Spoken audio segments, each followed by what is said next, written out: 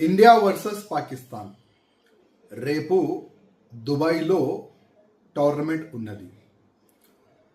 యావత్ భారతదేశంలో ఉంటున్న ప్రతి ఒక్క దేశభక్తుడు అసలు ఈ పాకిస్తాన్ నుంచి మనం ఎందుకు ఆడాలి మ్యాచ్ అని అందరు కూడా వ్యతిరేకిస్తున్నారు. నేను కూడా ఈ మ్యాచ్ని మనం బైకాట్ చేయాలని నేను బీసీసీఐ అధికారులకి నేను రిక్వెస్ట్ చేస్తున్నాను. ఎందుకంటే ఎక్కువ రోజు కూడా కాలేదు. పెహల్గాంలో ఏ విధంగా ప్రత్యేకంగా హిందువులని టార్గెట్ చేసి పేరు అడిగి కలమా చదువునికి వస్తుందా లేదా అని మరియు అడిగి ఏ విధంగా వాళ్ళు ఈ పాకిస్తాన్ టెర్రరిస్ట్ వాళ్ళు చంపినారు అందరు కూడా చూసినారు. ఇవాళ ఈ పాకిస్తాన్కి మనము వాటర్ కూడా ఆపేసినాము. అట్లాంటి దేశం నుంచి క్రికెట్ మనం ఎందుకు ఆడాలని యావత్ భారతదేశంలో ఉన్న భారతీయులు అడుగుతున్నారు. మనం కూడా ఒకసారి ఆలోచన చెయ్యాలి.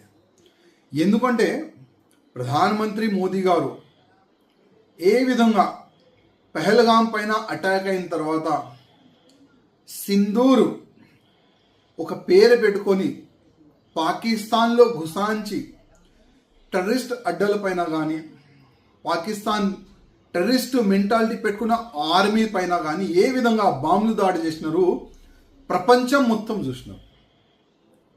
ఈ భయపడి పాకిస్తాన్ వాళ్ళు మోదీ గారి ముందు ఏ విధంగా వంగిపోయినారు మొత్తం ప్రపంచం చూసినారు. ఇట్లాంటి సమయంలో మనం పాకిస్తాన్ నుంచి ఎట్టి పరిస్థితుల్లో మ్యాచ్ ఆడకపోతే మంచిగా ఉంటుందని నేను వ్యక్తిగతంగా అనుకుంటున్నాను. కొంతమంది సుప్రీంకోర్టులో పిటిషన్ కూడా వేసినారు. అసలు ఈ పాకిస్తాన్ భారత్ ఈ టోర్నమెంట్ జరగకూడదు అని కూడా చాలా వరకు అడ్వకేట్లు పిటిషన్ కూడా వేసినారు.